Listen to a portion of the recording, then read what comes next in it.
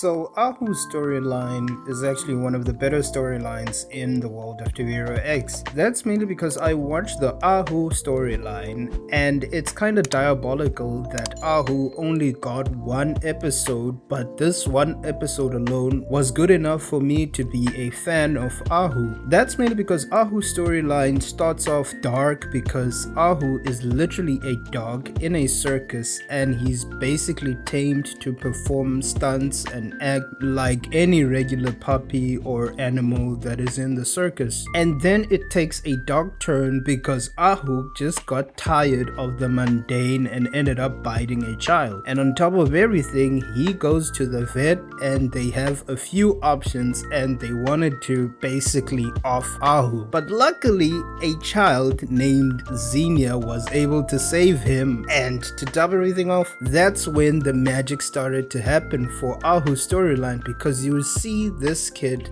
that is basically full of life, pumping into a ton of hours trying to make Ahu the best hero that she sees in her imagination. But what basically happens is this is a one-sided relationship because Ahu doesn't see much in the world. He basically sees the darkness in them, but the girl sees all of the bright, beautiful things Ahu could do. All in all is, it literally took Ahu a life-threatening situation for him to realize that he can basically be a hero and look at the brighter things in life. For me, that was so magical, and that basically touched my heart because Ahu's storyline is so good that I am literally excited to see more Ahu in future episodes of Twixtor X. But sadly, we only got one episode of Ahu, of which I still feel like we were kind of robbed. And by the end of the episode, we basically see more Ahu, but this time it is different because